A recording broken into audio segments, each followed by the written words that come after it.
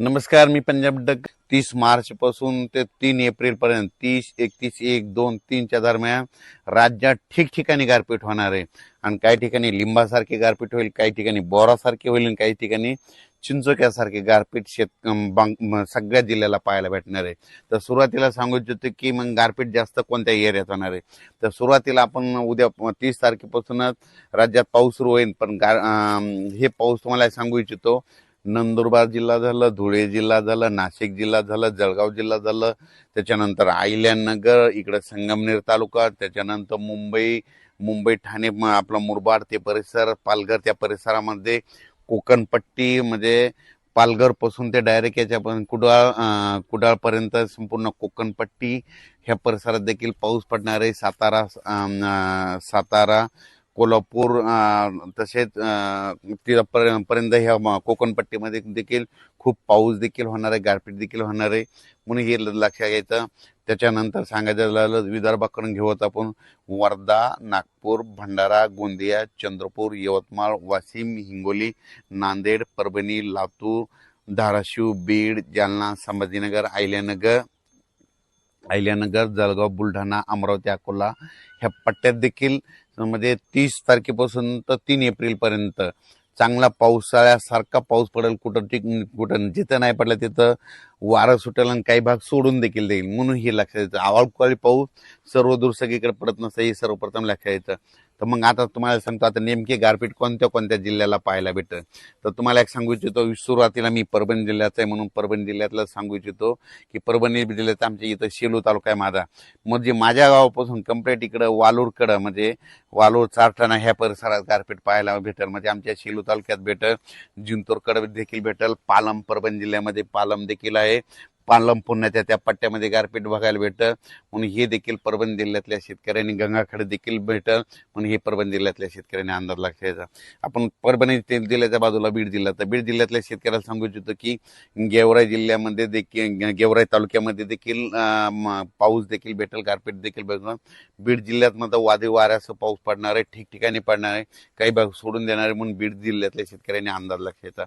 जालना जिल्ह्यात देखील म्हणजे कन्नड, सिल्लोड, भोकरदन त्या पट्ट्यात देखील अजिंठापर्यंत तिकडे देखील काही ठिकाणी खूप, सोयगाव त्या परिसरात देखील चांगल्या परिसराचा पाऊस होईल, काही ठिकाणी गारपीट होईल, म्हणून हे देखील सर्व शेतकऱ्यांनी लक्षात घ्यायचं. त्याच्यानंतर संभाजीनगर जिल्ह्यामध्ये देखील वैजापूर, गंगापूर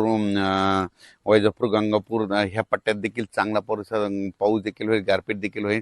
म्हणजे संभाजीनगर जिल्ह्यामध्ये चांगल्या प्रकारचा वादळवाऱ्याचा पाऊस होणार, काही ठिकाणी गारपीट देखील पाहायला होणार नाही, म्हणून हे लक्षात घ्यायचं. अहिल्यानगरमध्ये देखील खूप ठिकाणी गारपीट पाहायला भेटेल, काही ठिकाणी वारं सुटेल, कुठं पाऊस पडेल, काही ठिकाणी निरंग देखील राहील. संगमनेर तालुका, त्याच्यानंतर पुणे जिल्ह्यात देखील जिल्ह्यातल्या शेतकऱ्यांना देखील गारपीट पाहायला भेटेल, म्हणून हे देखील पुणे जिल्ह्यातल्या सर्व शेतकऱ्यांनी आपण आपला कांदा असेल, गहू असेल त्याचं काळजी घ्यायची. सातारा जिल्ह्यात देखील गारपीट पाहायला भेटेल. त्याच्यानंतर कोल्हापूर जिल्ह्यात देखील काय गारपीट पाहायला देखील भेटेल. त्याच्यानंतर इकडं बुलढाणा जिल्ह्यात देखील घाटाच्या खाली इकडं म्हणजे सिंदखेड राजाचं त्या परिसरात गारपीट पाहायला भेटेल. त्याच्यानंतर अकोला, अमरावती तिकडल्या जिल्ह्यात देखील गारपीट पाहायला भेटेल, पाऊस देखील पडेल.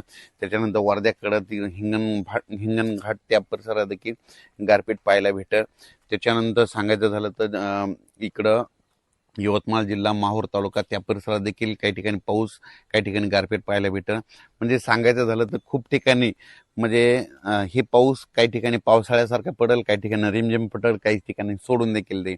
पण राज्यात मात्र 3 एप्रिल पर्यंत राज्यात हे अवकाळी पावसाचं सावट आहे, ही सर्व शेतकऱ्यांनी लक्षात घ्यायचं. तर माझी एक महसूल विभागाला विनंती आहे की ह्या म्हणजे 30 मार्च पासून तर 3 एप्रिल पर्यंत खूप ठिकाणी गारपीट होईल, म्हणून शेतकऱ्यांचे जे झालेले नुकसान त्याचे तुम्ही पंचनामे करण्यासाठी सतर्क करावे. आणि सगळ्यांचे जिथं जिथं गारपीट, वारं होईल, शेतकऱ्याचं नुकसान होईल, सगळ्यांचे पंचनामे करून घ्यावेत, ही माझी सर्वप्रथम महसूल विभागाला माझी विनंती राहील. कारण की ह्या पावसामध्ये खूप शेतकऱ्याचं नुकसान होणार आहे. म्हणजे हे पाऊस गुजरातला देखील खूप पडणार आहे, मध्य प्रदेश देखील खूप पडणार आहे, बेतूल, बुरहानपूर त्या परिसरात देखील खूप पडणार आहे. त्याच्यानंतर इकडं तेलंगणात बी पडणार आहे, आदिलाबाद, धर्माबाद, हैदराबाद त्या परिसरात बी पडणार आहे. इकडं बसव कल्याण तिकडं देखील राहणार आहे, कर्नाटक देखील राहणार आहे. इकडं तिकोटी, धारवाड त्याच्यानंतर म्हणजे कर्नाटकमध्ये बऱ्याच ठिकाणी चांगला पाऊस गारपीट होणार आहे म्हणून हे देखील लक्षात येतं. म्हणजे सांगायचं झालं तर राज्यामध्ये ह्या पावसामध्ये जरा वारं जास्त राहील आणि गारपीट देखील म्हणजे दरवेळेस काय असतं, महाराष्ट्रात पाऊस आला तर काय होतं, फक्त एखाद्या 2 जिल्ह्यामध्ये पाऊस आणि गारपीट होते. पण याच्यात मात्र प्रत्येक जिल्ह्यामध्ये 5-7 ठिकाणी अशी गारपीट झालेली अशी म्हणजे न्यूजला बातमी येईल. म्हणून सर्व शेतकऱ्यांनी आपण आपल्या पिकाची काळजी घ्यायची, पशुधनाची काळजी घ्यायची आणि पाळीव प्राण्याची काळजी घ्यायची. पट्टीच्या आंबा उत्पादक शेतकऱ्यांना सांगू इच्छितो की तुम्ही काय करा, तुम्ही तुमच्या आंब्याची काळजी घ्या, कारण की कोकण पट्टीकडे देखील खूप पाऊस देखील बघायला भेटणार आहे, गारपीट देखील भेटणार आहे. तसे नाशिक जिल्हा, त्याच्यानंतर नंदुरबार, धुळे, जळगाव ह्या पट्ट्यात देखील चांगल्या स्वरूपाची गारपीट पाहायला भेटणार. म्हणून त्या शेतकऱ्यांनी आपण आपल्या पिकाचं संरक्षण करावं. अचानक वातावरण बदल झाला तर परत एक मेसेज दिला जाईल. धन्यवाद.